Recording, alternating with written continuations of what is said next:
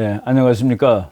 오늘이 벌써 10월 9일이고 또 112주 촬영할 시간이 되었습니다. 오늘은 광화문에서 이제 큰 그 모임이 있어가지고 저도 잠깐 나갔다 오느라고 아침에 준비를 한 걸 가지고 오늘 이 말씀을 드리도록 하겠습니다.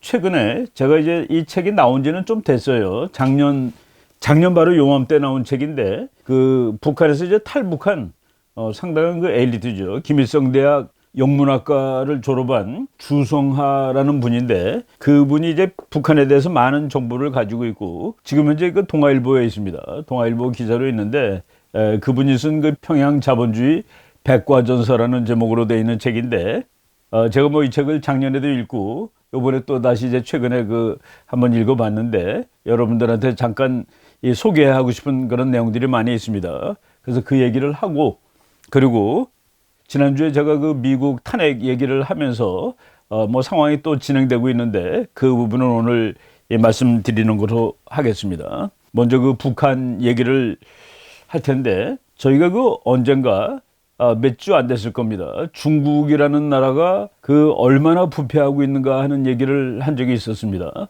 중국의 시진핑 주석을 주석으로 뽑은 공산당 당원 160명 중에서 제일 가난한 사람이 중국에서 1000번째로 부자다라는 얘기를 드렸었는데 그 사람들 1인당 가지고 있는 재산이 우리나라 돈으로 치면은 1조 7천억 정도까지 된다는 참 놀라운 얘기를 해준 적이 있었는데 북한도 부패라는 측면에서 중국과 전혀 다르지 않은 그런 사회로 지금 돼 나가고 있습니다.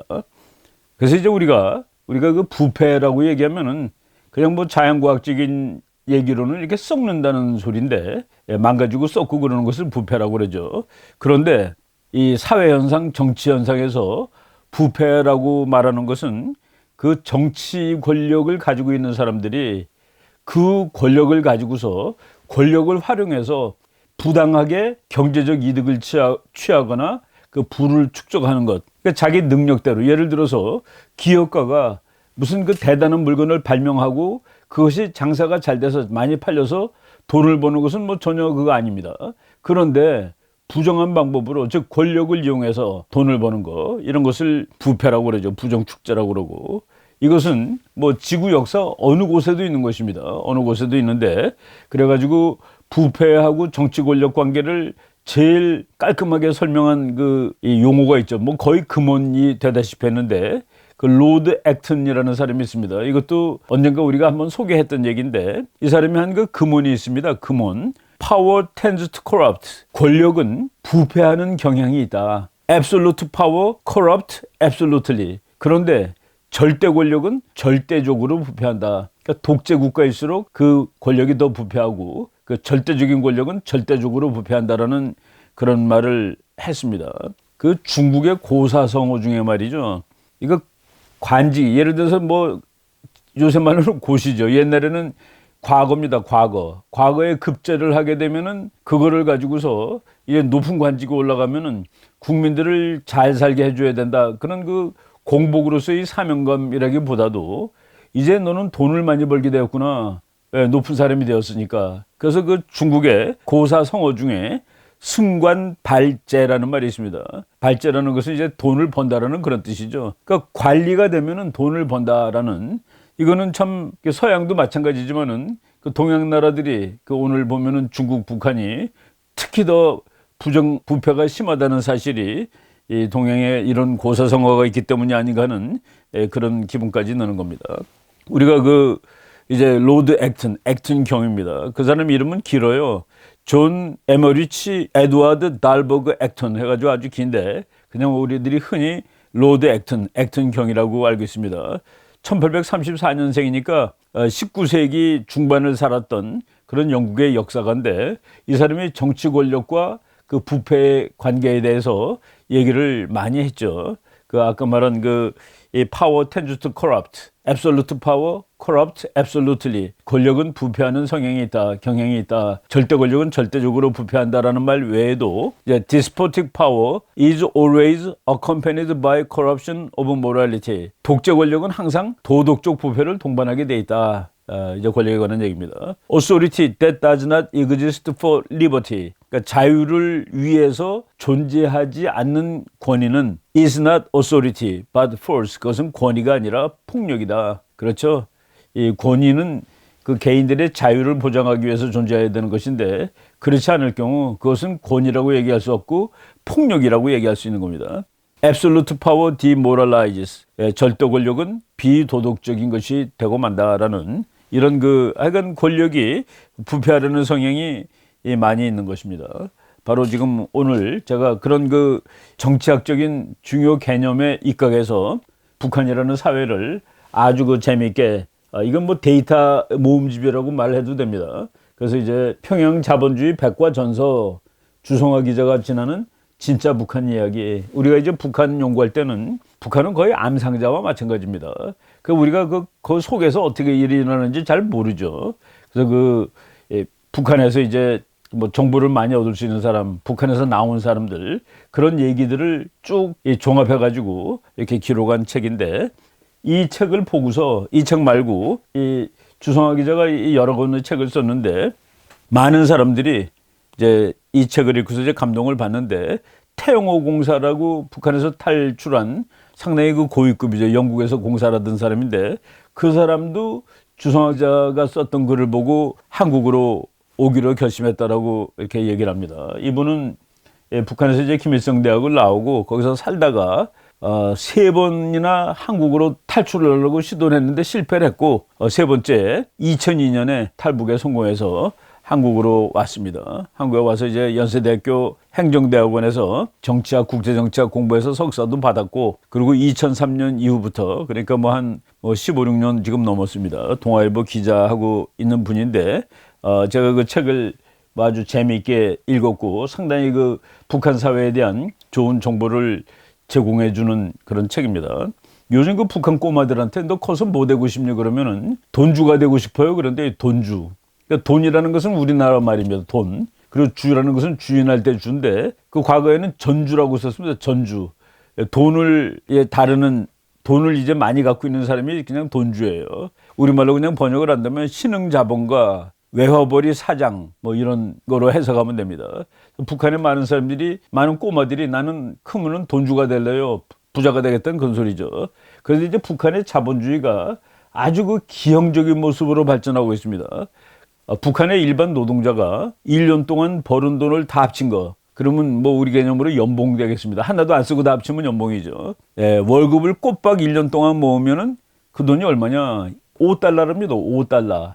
지금 우리나라 환율이 1달러하고 1,200원 정도 되는데 그러면은 5달러면은 1년 내리 벌어봤자 우리나라 돈 6,000원이라는 그 얘기죠. 그래서 노동자 1개월 월급이 북한 돈으로 3,000원 내지 4,000원인데 이 3,000원 내지 4,000원을 암시장에 가서 바꾸면은 50센트가 채 안 된답니다. 1달러도 안 되는 거예요. 그러니까 2달 월급을 바꿔야지 1달러니까 그럼 1년 벌이면 5달러밖에 안 된다는 소리죠. 그런데 여기서 이제 이렇게 조금 받고 어떻게 사느냐. 지금 북한에서는 이미 국가가 망가진 겁니다. 공산주의 사회에서는 국가가 배급을 주고 월급을 주는 것이죠. 그거로 국민들이 사는 건데 자기 한 돈을 다 갖다 내는 거고 개념상. 그러면 국가는 그것을 배분해 주는 겁니다. 그런데 한 달에 3,000원, 4,000원 주고 그것이 1달러도 안 되는 돈이다. 50센트밖에 안 되는 돈이다. 이거는 비유를 하자면은 우리가 이제 어떤 물건 이렇게 놓고 이거 그냥 가져가세요. 그러고 공짜로 갖고 가는 게 너무 이상하면 그럼 1원 놓고 가세요. 그런 경우 있죠. 1원만 내고 가세요. 공짜가 아닌 것처럼 하기 위해서. 그런 개념에 불과한 월급이라는 게 그런 개념이 됐습니다. 그러니까 이제 나라 따로 국민 따로가 된 나라죠. 근데 이제 여기서 이분이 북한의 진짜 부자들하고 이제 인터뷰를 한 겁니다. 어떤 녀석이 이렇게 얘기했어요. 저를 포함해서 셋이 술집에 가면 벤자민 5장은 써요. 그렇게 얘기를 하는 거예요. 벤자민 5장은 써요. 벤자민이 뭘까? 벤자민. 북한 사람들이 은어인데 미국 돈 중에서 이제 화폐 단위가 제일 큰 것이 100달러짜리입니다. 여러분들이 지금 그림 보실 거예요. 100달러짜리에 벤자민 프랭클린 얼굴이 이렇게 그려져 있습니다. 그래서 북한에서 100달러짜리를 벤자민이라고 그래요. 근데 저를 포함해서 셋이 술집 가면 술값만 벤자민 5장은 써요. 그러니까 500달러어치 술 먹고 나온다는 그런 얘기입니다. 우리나라 돈으로 치면 한 60만 원 되겠네요. 그 북한이라는 가난한 나라에서 부잣집 아이들이 술집 가서 저렇게 쓴다고 얘기하는 거를 이제 코테이션한 인터뷰입니다. 제 친구는 생일 저녁에 가족 7명을 데리고 가서 5,000달러를 쓴 적도 있어요. 7명이 저녁 먹으러 가서 600만 원입니다. 5,000불이니까. 7명이 가서 600만 원을 먹은 애들도 있다. 지금 북한에서 말이죠. 은어가 미국 할아버지가 최고야 라는 은어가 있는데 바로 미국 할아버지가 벤자민 플랭클린이라는 그 미국의 뭐 저 사람이 뭐 지금 살아있으면 몇백 살 됐겠지만은 저것도 이제 그 얼굴이 조금 늙은 얼굴이니까 미국 할아버지가 최고다라고 얘기를 하는데 바로 미국 돈 100달러짜리를 비유하는 그런 말입니다. 미국 할아버지가 최고고 중국 할아버지가 두 번째다 그런데요.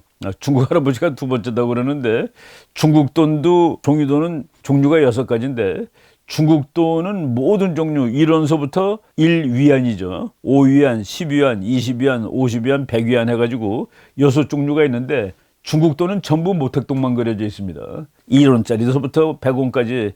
그런데 저게 제일 100원짜리가 100위안짜리가 제일 큰 돈인데 이제 북한 사람들이 미국 할아버지 다음이 중국 할아버지라고 그런답니다. 하긴 뭐 모택동이 1976년에 죽었으니까 북한의 웬만한 사람은 모택동이를 뭐 인식을 못할 텐데 그냥 중국 할아버지죠. 예, 그런데 이제 북한에도 종이돈이 있죠. 종이돈이 있는데 뭐 1원짜리도 있고 5,000원짜리도 있는데 5,000원짜리가 지금 현재 액면가가 제일 큰 건데 5,000원짜리에 김일성 얼굴이 들어가 있습니다. 그리고 다른 돈에는 그 사람 얼굴이 그냥 누구가 아니라 일반적인 모습의 사람을 뭐 노동자 뭐 이런 거 그려놓은 거예요. 그래서 진짜 실물 얼굴이 들어간 게 5,000원짜리 돈에 김일성 사진이 그림이 들어가 있는데 북한 사람들이 우리 거는 쓰레기예요. 못 쓰는 돈이에요. 이렇게 얘기를 한답니다. 미국 돈이 최고고 미국 할아버지가 최고고 중국 할아버지가 그 다음이고 그리고 미국 할아버지는 아까 말로 벤자민이라고도 그러고 그다음에 미국이 50달러짜리에는 그 그랜트 장군 또는 그 사람 나중에 이제 대통령 됐죠. 그랜트라고 쓰면 그게 50달러예요. 근데 북한 사람들이 벤자민 그랜트 이런 용어를 쓴답니다. 또 한 그 북한 부잣집 아이가 한 말입니다.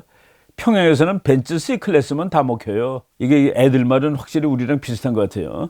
벤츠 C클래스만 타면 다 통한다 이런 소리겠죠. S클래스는 비싸서 못 타는 게 아니라 골치 아파서 안 타요. 벤츠 승용차 중에 제일 비싼 급이 그 뒤에 S하고 이제 번호가 나갑니다. S클래스는 근데 비싸서 못 타는 게 아니라 골치 아파서 안 타요. 중앙당 비서급 이상 관용차라 이제 S클래스는 관리들이 타고 다니는 차인데 그거 타고 호텔에 가든가 술집에 가든가 이런 거가 좀 괜히 오해받는다 이거죠.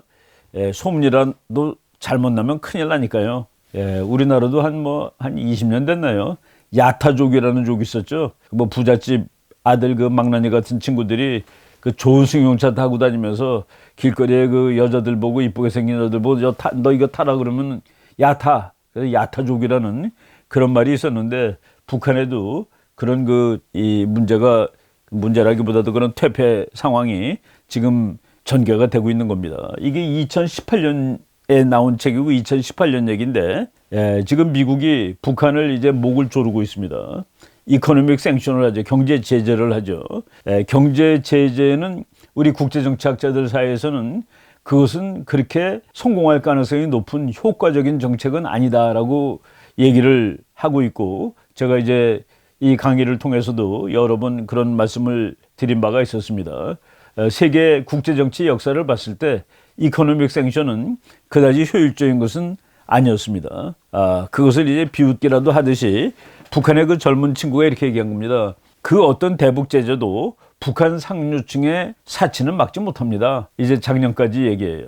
근데 제가 이제 금년 중에 그 미국의 대북 경제 이코노믹 생션 경제 제재 전략이 어떤 특정 계층에다가 이제 맞춘다 그러고 그것을 미국 사람들이 전략적 교살 작전이라고 한다고 그랬습니다.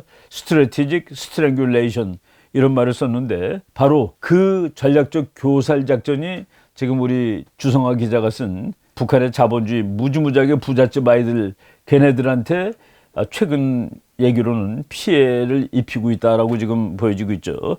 그래서 지금은 이 친구들이 작년만 하더라도 뭐 미국이 대북 제재 해봤자 그거 북한 상류층 사치에 아무런 그 영향이 없어요라고 얘기를 했었는데 지금 금년 이맘때 금년 10월 달에 그 말을 할 수 있는 것 같지는 않다는 그런 그 뉴스들이 많이 들려옵니다.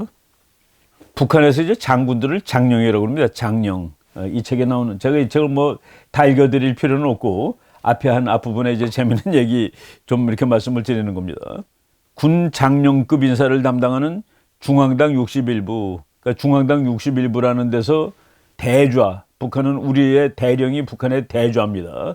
그 대좌 다음에 이제 장군이 되죠. 북한의 별 하나가 소장입니다. 우리나라는 별들이 소장인데 하여간 이 장군으로 올라가는 사람을 다루는 것이 중앙당 61부고 그리고 그 아래 군관 인사를 담당하는 총정치국 간부부, 그러니까 총정치국에서는 우리나라로 치면 위관장교, 영관장교, 북한으로 치면은 영관장교가 뒤에 전부 다 좌자가 붙습니다. 대좌, 상좌, 중좌, 소좌. 그러니까 우리나라 소령이 북한의 소좌예요. 이런 그 간부들, 거기서 일하는 사람들이 조직 지도부 부부장보다도 더 잘 산대요. 왜냐하면은 서슴없이 뒷거래를 하고 이를 통해 부를 축적하기 때문입니다. 무슨 얘기냐면은 군인들이 계급 올라가는데 전부 다 돈 가지고 계급을 올라간다는 그런 얘기입니다. 그렇기 때문에 그 군인들, 장교들 계급 올라가는 것을 담당하는 사람, 장군들 계급 올라가는 걸 담당하는 사람들은 뭐 완전히 북한에서 제일 높은 사람보다 더 잘 산다는 얘기죠. 예, 북한은 17살이 되면은 전부 이제 군대를 가는데 그래도 부모들이 좋은 데로 빼주고 싶어 하죠. 그건 뭐 북한에서 좋은 데라는 것은 제가 그 북한군 상사 중에 한국으로 이제 탈북을 한 그 여자 상사가 있었습니다. 그 사람 얘기를 들어보니까 자기가 그 상사로 근무하면서, 그러니까 상사는 이제 병사는 아니고 그리고 장교도 아니고 중간이 상사, 중사, 하사 이런데 자기가 상사로 있는데 자기 아버지가 대학 교수였답니다. 그래가지고 대학 교수의 그걸 가지고 자기를 좋은 데로 빼줬대요. 그래서 자기가 황해도에서 근무했다고 그럽니다. 그래서 황해도가 왜 좋냐 그랬더니 황해도가 북한에서는 그래도 논이 제일 많아서 그래도 먹을 것이 그래도 비교적 풍부한 곳이래요. 그래서 군대 가서 배 앓지 말라고 자기 아버지가 자기 고향은 한경도인데 황해도로 빼줬다라는 얘기를 합니다. 그런데 여기 이 책에 나온 걸 보니까 좋은 부대로, 그러니까 병사로 갔을 때 좋은 부대로 빼주는데 $500가 든답니다. $500면은 우리나라 돈 한 60만 원 되는 거죠. 그리고 입대한 아들을 장령의 운전기사로 넣으려면은 장군 운전기사는 괜찮은 모양이에요. 그렇게 하기 위해서는 $10,000가 필요하다. $10,000. 그러니까 1,000만 원이 넘는 겁니다. 그리고 자기 본인이 군의 스타가 되기 위해서는, 그러니까 장령이 되기 위해서는 제일 조금이 $100,000랍니다. 그러니까 1억 2천만 원을 내야지만 별을 날 수 있다는 그런 얘기입니다. 그래서 북한 말로 그대로 하면은 $100,000 아래로 고요소는이라는 게 이제 뇌물을 줘서는 그런 뜻이랍니다. $100,000 아래로 고요소는 어림도 없죠. 라고 북한에서 얘기를 하는 겁니다. 그러니까 별 하나, 그러니까 북한 말로 소장이 되려면은 $100,000는 최소한도 써야 된다. 예, 그 북한 사람이 하는 말 계속 이제 인용하는 겁니다. 우리 사회는 뇌물 없으면 아무것도 안 돼요. 김대, 북한에서 김일성 대학을 김대라고 합니다. 우리나라 뭐 연세대학교, 고려대학을 연대, 고대 하듯이 김대, 김일성 대학에 입학하기 위해서는 $3,000 뇌물을 줘야 한다는 남조선 신문 기사를 봤는데 이거 북한 젊은이가 하는 말입니다. 그건 옛날 얘기고 지금은 $10,000 이상이죠. 김일성 대학도 돈이 많아야 들어갈 수 있다는 얘기입니다. 저번에 경제학부 정치경제학과 어느 학급은 30명 중 29명이 중앙당 간부 자녀라서 말이 났었어요. 30명 중에 29명이 중앙당 간부 자녀입니다. 그 뭡니까? 북한의 부자들은 전부 고위 정치가들이라는 그런 얘기죠. 예를 들어서 자기 아버지가 사업을 해서 돈을 많이 벌었다. 그래서 뭐 했다는 그게 아닙니다. 자기 아버지가 정치적으로 높기 때문에 부자고 그래서 뇌물을 쓸 수가 있고 그래서 좋은 대학을 들어갔다 이거죠. 근데 돈은 다 중앙당 간부들이 쥐고 있으니 이런 거 당연한 거 아니겠어요? 라고 이제 인터뷰한 사람이 얘기를 했죠. 그러니까 사업하는 사람이 부자인 거가 자본주의의 기본입니다. 그런데 정치가가 부자인 것은 이게 그 독재 국가들, 북한 중국에서 이런 일이 일어나고 있는 것이죠. 최근에 우리나라 사회를 이렇게 시끄럽게 만들고 있는 것도 바로 이거하고 직접 관련이 되는 얘기입니다. 정치 권력을 이용해서 특혜를 보는 거죠. 특혜를 봅니다. 보통 사람은 못하는 거를 높은 사람은 정치 권력을 이용해서 아이들이 대학도 잘 가고 돈도 쉽게 벌고, 이거가 어느 사회든지 문제가 되는데, 북한은 뭐 세계적으로 거의 썩은 이런 사회라는 것을 이 책에서 인터뷰한 많은 사람들이 증명을 해주고 있습니다. 여러분들이 뭐 북한 계급 잠깐 보면은 뭐 별이 똑같아요. 별 하나가 우리말로는 준장인데 북한은 소장, 중장, 상장, 대장. 북한에는 말이죠, 군대 계급 중에서 대장보다, 우리나라는 대장이 끝입니다.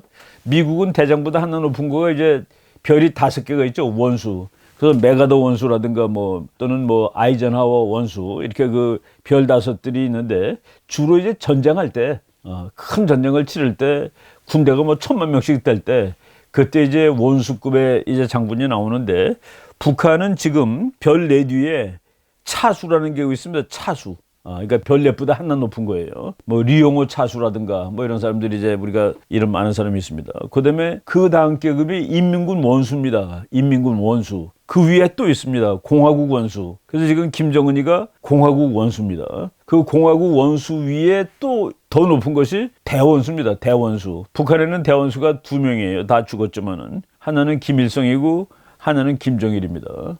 아무튼 이렇게 뭐 대장보다 높은 계급이 몇 개나 있습니다.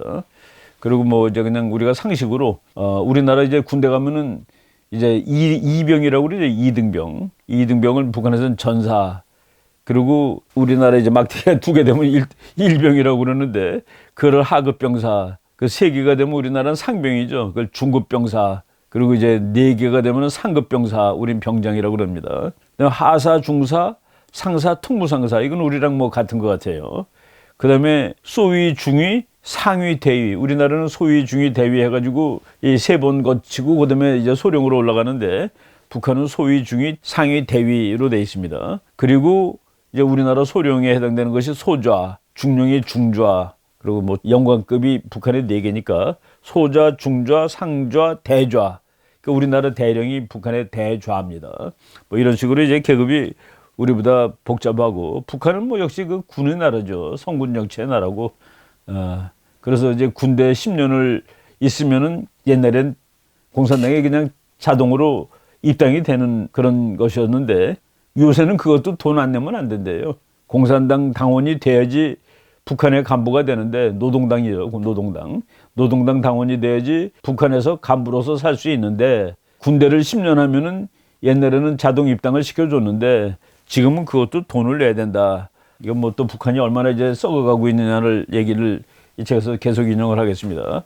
북한에서 진짜 부자로 인정받으려면 숨겨둔 애인 하나 정도는 있어야 한다는 말이 있다. 예쁘고 젊은 애인을 두려면 10만 달러 정도의 아파트 한 채는 기본으로 사주어야 한다. 명품을 사주는 것은 기본이다. 이제 나라가 그 망해가는 그런 얘기. 그러니까 이거는 우리가 지금 북한이 매일 얘기하는 게 뭡니까? 체제 보장? 여러분 이런 얘기 알고선도 이런 체제를 보장해 줘야 된다고 생각이 되십니까? 매일 한 번 외식하는데 한 번에 100달러 이상을 쓴다. 어떤 사람이 그렇대요. 누가 한 말입니다. 그는 장성한 자녀에게 기업도 차려주었다. 이렇듯 호화롭게 사는 간부가 누구인지 북한 당국이 알게 된다 해도 그에게는 아무 일도 일어나지 않을 것이다. 그의 뒤에는 막강한 권력자가 있기 때문이다. 그렇죠. 뭐 힘이 다죠. 북한에 지금 짓고 있는 아파트가, 북한도 뭐 아파트 붐이 있다고 그러더라고요. 60평대짜리들 많이 지는데 위치에 따라서는 30만 달러까지 한다. 국민소득이 얼마인 나라라고 아파트가 3억을 하겠습니까? 북경에 있는 아파트는 서울보다 비싸다고 얘기를 했었습니다. 중국 사람들 평균 소득은 연 10,000달러가 안 됩니다. 한국은 3만 불이 넘죠. 그런데 북경의 아파트가 서울보다 비싸다? 북한의 아파트도 장소가 좋은 데서는 30만 불까지 하고 최소 10만 달러는 다 넘는다. 이게 이 사회가 얼마나 좀 허황된 사회라는 거를 여기 보여줍니다. 좀 사는 집은 피아노 치는 사람 없어도 무조건 피아노 한 대를 갖다 놓습니다. 그래서 이제 제일 인기 좋은 게 일제 야마하랍니다. 그래서 하나가 2만 달러 된대요. 그거는 이제 남한테 과시하는 겁니다. 공산주의 사회라는 나라가 지금 저렇게 다 망가져가고 있다는 그 얘기죠. 중고도 7, 8천 달러를 하고 북한 사람들이 일제 가구를 그렇게 좋아한대요. 우리나라가 한류 그러면서 세계에 뭐 한국 거가 나간다고 그러는데 북한의 그 노동당 고위 간부 아들이 하는 얘기죠. 한류 그런 거 몰라요. 한류 그런 거 북한에 없답니다. 물론 텔레비는 삼성과 LG를 최고로 쳐주죠. 예, 그럼 미국에서도 삼성과 LG가 최고입니다. 그래서 그 트럼프가 자기 호텔 짓고 LG 텔레비를 3,000대를 한꺼번에 산 적이 있었습니다. 그래가지고 한국이 돈 다 벌어간다고 잊어보라고 그러는 거죠. 예, 그런데 중국제 텔레비는 500달러 정도 한답니다. 한국제는 3,000불이고. 밥솥도 한국제를 알아주죠. 근데 그 외에는 다른 건 다 일제예요. 우리 요새 일제 안 사기 운동하는데 북한의 그 노동당은 전부 일제를 아주 대단히 좋아하는 것 같습니다. 은행은 있으나마나 은행이 있으면 안 되죠. 은행에 돈 넣으면 자기 얼마 있다는 거 다 알리는 거가 되니까. 그래서 부자들은 달러 뭉치를 집에다 두고 있어요. 무겁고 뜯어가지 못하는 근거는 부자의 필수품이죠. 예, 이런 나라가 사회주의 인민공화국이냐는 그 생각을 잘 한번 해보십시다. 그런데 이제 북한 사람들이 다 먹고 살아요. 전부 어디 가서 시장 가서 먹고 사는 겁니다. 왜 북한에 이렇게 시장이 많아졌느냐? 그거는 북한이 개혁개방에서 많아진 것이 아니라 사회주의 국가인데 국민들한테 배급을 할 수가 없어요. 배급을 못하다 보니까 그러니까 토끼를 잡아왔는데 풀을 계속 먹이지 못하면 안 되죠. 굶어 죽죠. 그러니까 네가 나가서 알아서 풀 뜯어 먹으라고 문을 열어준 겁니다. 그래서 북한이 자본주의를 향한 개혁개방을 한 것이 아니라 이 사회주의가 망가져가지고 북한에 이제 암시장 같은 것이 많이 생겼죠. 암시장이 생기다 보니까 국민들이 먹고 살게 되는 겁니다. 먹고 살게. 그런데 2009년에 그 화폐개혁이라는 걸 한 적이 있었습니다. 오늘까지 100원인데 그게 내일 1원이 되는 거예요. 그러면 무슨 효과를 가지냐면은 지금 집에 있는 돈은 내일부터 종이가 되니까 다 들고 나오는 겁니다. 모든 돈을 다 들고 나오는 거죠. 그런데 바꿔주는 돈이 10만 원까지였다. 그러니까 오늘 1,000만 원 갖고 간 사람은 10만 원을 바꿔오니까 딱 번전되는 겁니다. 근데 2천만 원 있는 사람은 반은 없어지는 거예요. 그러니까 2천만 원이 20만 원밖에 안 되는데 20만 원은 안 바꿔주고 10만 원만 바꿔주니까 바로 이래서 북한 전체가 울었다는 그런 말이 있는데 뭐 북한 당국에서는 인플레를 잡기 위해서 화폐 개혁을 했다고 그러는데 저는 저희가 분석하기는 인플레를 잡고 있는 거 아니라 북한 사람들이 자기 개인을 집에다 많이 돈을 두고 있으면은 그건 북한 정부의 말을 듣지 않게 됩니다. 그러니까 그 사람들이 먹고 살고 살아가는데 북한 정부하고는 완전히 별개가 될 가능성이 있어요. 그래서 그 돈을 뺏지 않으면 안 된다는 그런 것 때문에 이제 그 2009년에 화폐 개혁을 했는데 근데 이제 그때 북한에서 난리가 났습니다. 그냥 울었다는 것이 아니라 국민들이 덤벼들었습니다. 그래서 주민들의 반발에 김정일이 때예요. 그때 김정일은 크게 놀랐다. 북한 지도자의 한마디에 벌벌 기던 주민들이 집단으로 대항할 줄은 내다보지 못했던 것이다. 그래가지고 그때 경제부장 박남기라는 사람을 쏴 죽였습니다. 근데 경제정책 실패라는 명목이 아니라 간첩이기 때문에 간첩으로 몰아서 공개 처형을 했죠. 그리고 이제 그때 김정은이가 자기 아버지가 죽기 2년 전 얘기입니다. 그래서 김정은이가 이제 교훈을 받았다. 그래서 주민의 생계를 건드리면은 그러면은 이거는 국민들이 가만 안 있는다 해가지고 이제 암시장 통제도 풀었고 그리고 장마당을 옛날에 장마당이었는데 이제는 아예 그 뒤에 시장자가 붙는답니다. 시장. 그래서 그 북한의 장마당 가면 뭐 있느냐? 다 있답니다. 그래서 북한 사람들 말로는 고양이 뿔 빼고는 다 있다라고 얘기한답니다. 고양이는 뿔이 없죠. 그러니까 고양이 뿔 빼고는 다 있다. 북한 말로. 북한은 그러니까 국가 따로 국민 따로가 되는 겁니다. 국가가 국민 생활을 책임져 주지 않는 거예요. 그러니까 자기네들은 그 일부 이 부패 구조를 통해서 일부만 호화호식을 하고 나머지 국민들은 그냥 따로 사는 거죠. 그래서 2018년 2월 현재 공인된 종합시장급 장마당만 480개나 된다. 제가 이 장마당 가면은 뭐 없는 것 없이 다 있다는 얘기를 들어보니까 옛날에 그 우리나라에서도 그 남대문 시장 가면은 없는 게 없다라고 그랬습니다. 남대문 시장에 있는 그 부속품만 다 모으면은 탱크도 만들 수 있다라는 그런 말이 있을 정도로 군수품도 다 있었습니다. 그런 얘기가 생각이 나는데 역시 그 인간은 말이죠. 장사하는 동물입니다. 장사. 가만 놔두면 다 먹고 살아요. 그리고 자본주의 자본주의의 가장 기초가 시장인데 시장은 발명품이 아닙니다. 그건 저절로 생기는 것이죠. 그래서 그 뭐 영어로는 이런 말도 있습니다. Paradise is a bazaar. 천당은 시장이다.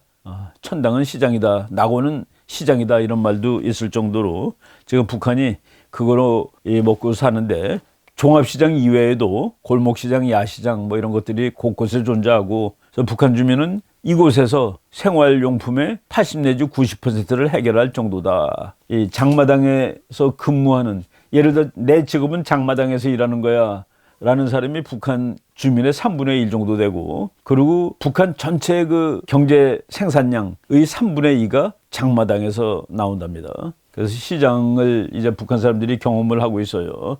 자본주의가 이제 눈을 뜨는 겁니다. 북한에서는 그 스마트폰이 지금 현재 500만 대 정도 유통이 된답니다. 스마트폰이 500만 대인데 이건 전부 다 그 시장에서 장사하는 목적으로 쓰인대요. 이런 상황, 이런 뉴스가 나오고 그리고 단속하는 물건은 한국제는 대단히 단속한답니다. 왜? 북한 사람들이 이것이 남한제라는 걸 알게 되면은 그러면 또 뭐 이미 알 사람은 다 아는데 그럼에도 불구하고 남한 통제 대상이 돼가지고 북한 사람들이 아주 좋아하는 게 한국제 밥솥이랍니다. 그 밥솥을 한국제를 못 팔게 이 단속하는 사람이 바로 그걸 뇌물로 받아갖고 온 거예요. 이거 팔면 안 된다 했는데 그거를 뇌물로 받아가지고 집에 왔는데 부인이 그거로 밥을 해보니까 아주 기가 막히게 된단 말이죠. 그래가지고 부인이 그랬답니다. 왜 이 좋은 것을 단속하느냐고. 그런 일이 있을 정도로 지금 북한이 그러니까 나라 따로 국민 생활 따로 이런 상황이 됐는데 지금 이제 이 종합적으로 말해보면은 그러니까 북한에서는 그랬어요. 그 뇌물이라는 건 절대 안 된다. 이거는 착취사회가 남겨놓은 낡은 유습이다. 그런데 이제 이놈이 이 뇌물이 이제는 거의 예물 정도가 됐답니다. 예물이라는 건 뭡니까? 이건 좋은 의미에서 주는 거죠. 예의로 주는 물건이 예물입니다. 그런데 뇌물이 예물이 되었다. 그래서 북한 사회를 유지하는 데 없으면 안 될 동력이 되었다라는 말까지 나와요. 그래서 북한에서는 그런답니다.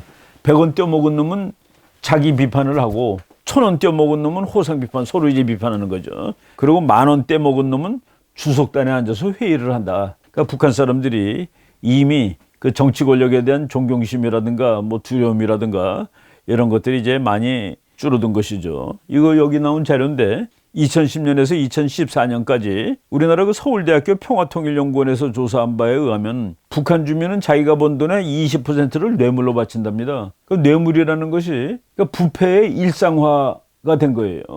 뇌물은 아무래도 부패인데 그리고 큰 장사를 하는 사람, 큰 기업을 하는 사람은 뇌물의 규모가 50%가 된답니다. 그러니까 번 돈의 50%를 뇌물로 바쳐야지 그 장사를 계속해서 기업을 할 수 있는 것이죠. 제가 그 미국에서 공부할 때 그 남미 정치론 이런 과목을 들은 적이 있었는데 이제 비교 정치 과목에 이제 나오는 거예요. 남미 그 멕시코 같은 경우에 그 부패의 제도화라는 말을 쓸 정도로 부패가 그 많았는데 무슨 얘기냐면은 예를 들어서 그 뭐 운전을 하고 가다가 경찰한테 걸릴 때가 있잖아요. 그러면은 봐달라고 그러면서 돈을 줍니다. 돈. 이거 좀 봐주세요. 그리고 뭐 우리나라도 뭐 흔히들 그런 일이 많죠. 내가 잘못 보고 그랬는데 좀 봐달라고. 그러니까 벌금 싸게 해달라고 이제 조르고 그러는 겁니다. 그러면 이제 돈을 주면은 경찰이 영수증을 끊어준답니다. 그 영수증을 갖고 다니면은 그 어느 기간 동안 똑같은 거로 걸리면 내가 전번에 냈는데 봐달라고 해서 봐주는. 그 이제 부패가 제도화가 되는 거예요. 근데 북한이 부패가 예물행위가 되었다, 뇌물이 예물행위가 되었다는 것까지 이제 갔습니다. 재밌는 거는 북한도 이제 그 김일성 대학 들어가려면 $10,000 낸다고 그랬죠. 그런데 북한에 법과가 있는 대학이 김일성 대학밖에 없답니다. 그래서 북한에는 모든 법관이 전부 김일성 대학 출신이고 그 사람들은 모두 다 잘 삽니다. 그래서 그 출신 김일성 대학 법과대학 출신 중에서 한국으로 온 탈북자는 여기 없다고 써 있더라고요. 그러니까 김일성 대학 출신 중에서 여기 온 사람들 저도 몇 명 아는데 그 사람들 중에서 법과대학 출신은 없대요. 뭐 법관이 부자인데 뭐하러 남한에 오느냐는 그런 얘기죠. 이런 얘기가 이제 여기 나와 있습니다. 하여간 그 북한이란 나라가 엄청나게 지금 이제 저것도 이제 망가져가는 그런 그 단계를 지나고 있다라고 생각이 됩니다. 민방위 훈련 빠지기 위해서도 돈을 내고 우리가 북한을 그렇다고 그랬죠. 군사의 국가입니다. 손군의 나라라고 그랬습니다. 그런데 민방위 훈련 빠지기 위해서 뇌물 주면 나올 수 있다. 그래서 그 사람들도 그렇게 돈을 많이 번대요. 예를 들어서 뭐 북한은 저 노농족이다 같은 데가 몇백만이 되니까 뭐 60세까지가 다 노농족이 됩니다. 그러니까 몇백만이 되는데 그 사람들 빠질 때마다 눈 감아주면은, 그래서 10,000명의 훈련을 눈 감아주면은 20만 달러를 벌 수 있답니다. 그래서 북한은 이 책에 사회 전체에서 뇌물이 만연해서 유치원생에서부터 시작해서 퇴직한 노인에 이르기까지 뇌물 사회가 되었다라는 얘기입니다. 근데 그 뇌물로 살 수밖에 없는 거가 장관과 교수의 월급이 한 달에 1달러래요. 그 장관급이 월 8,000원 받는데 아까 내가 앞에서 얘기했죠. 한 3, 4천 원이 50센트밖에 안 된다고. 박사가 9,000원, 교수 박사가 9,000원이래요. 그거로 쌀을 2kg 살 수 있답니다. 2kg. 하도 부정, 뇌물이 이제 일상생활에 되다 보니까 병원에서도 뇌물이 일상화가 됐는데, 그래서 의사한테 담배 한 갑 꺼내는 것은 기본 예의다. 병원에서 의사한테 담배 한 갑. 예. 지금 이 말이 참 그 이상한 거가, 병원에서 그 담배 한 갑, 병원에서는 담배하고 우리나라는 지금 이미 그건 도무지 말이 안 되는 얘기입니다. 의사한테 담배를 뇌물로 준다는 거는. 근데 북한에서는 이제 그런 일이 있다고 그러죠. 예. 지금 이렇게 그 자본주의는, 그거는 인간이 만든 것이 아니라 저절로 생긴 겁니다. 사회주의는 인간이 만든 겁니다. 뭐 칼막스가 그걸 만들었을 때는 그 부자는 너무나 부자고 가난한 사람은 너무나 가난하고, 바로 그 하나의 그 아주 극심한 상태를 본 것이죠. 이 산업혁명이 막 일어나고 있던 그 영국의 그 사회를 보고서 그런 이론을 만들었는지 모르겠는데, 결국 그 부자 나라는 전부 그 자유주의 자본주의 국가입니다. 사회주의 국가들은 전부 가난해지고 그랬죠. 인간의 본능하고 맞지 않기 때문에 그렇습니다. 지금 뭐 우리 최근에 그 세상을 보면은 중국도 이제 사회주의를 하다가 정말 몇 천만 명 굶어 죽었는데, 사회주의 한다고 2천만 명이 굶어 죽었습니다. 그래서 이게 등소평이라는 사람이 이게 뭐냐 말이야. 사람들이 다 먹고 사는 것이 중요한 것이지. 그래가지고 개혁개방을 하고 자본주의로 나라를 열었습니다. 그럼에도 불구하고 정치체제가 공산주의로 남아있음으로 해서 아주 가장 뭐 극단적인 부정부패 국가가 됐는데, 북한도 그런 비슷한 것 같습니다.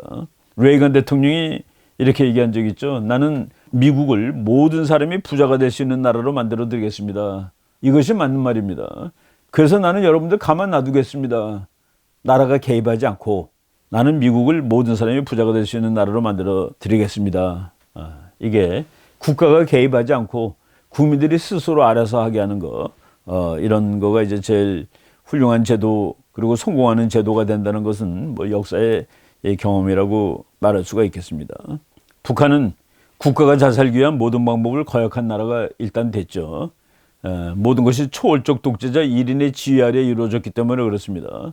농사도 주체 농법이고, 공장을 돌리는 것도 주체 공법이고, 이런 것들이 다 말이 안 되는 이런 사회를 하다가, 그래서 결국 국민을 못 먹여 살리게 됐고, 국민을 풀어주다 보니까 장마당에서 살게 되고, 그리고 간부들, 아주 극소수들은 그들을 등쳐가지고 먹고 사는 이런 그 사회가 됐습니다. 언젠가 2012년인데 북한이 2012년 4월 15일 죽은 그 김일성의 100주년 탄생 기념이라고 해가지고 뭐 그냥 뭐 불꽃 축포 쏘고 막 난리를 벌였었죠. 그래서 하룻밤 불꽃쇼에 들어간 돈이 북한 사람이 5일 동안 먹을 수 있는 식량값을 다 날렸답니다. 이런 이 전체주의 사회에 국민들을 먹여 살리는데 신경을 안 쓰고 다른 데다 신경을 쓰는 뭐 그런 나라가 되고 있는데, 북한이 원래는 대한민국보다 잘 산다는 나라입니다.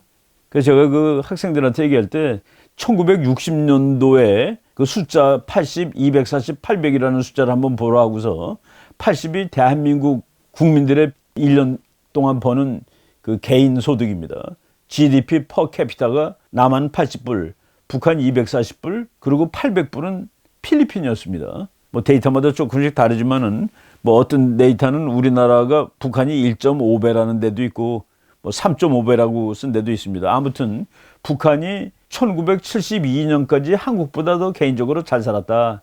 1973년부터 이제 한국이 북한을 앞서기 시작한 것이죠. 그리고 북한하고 남한하고 우리가 이 모르지만은 알아야 될 것은 식량 생산량이 북한이 우리보다 별로 못하지도 않습니다. 비슷해요. 인구 비례로 보면은 그렇게 차이가 나지 않습니다. 그런데 우리는 배가 부르고 북한은 왜 굶느냐? 우리는 외국에서 사옵니다. 우리나라 농부가 생산한 식량은 우리 국민의 4분의 1밖에 안 됩니다. 4분의 3은 자동차 만들고 텔레비 만들고 전화 만들어 팔아서 사오는 것이고, 북한은 그걸 못하니까 굶는 나라가 된 것이죠.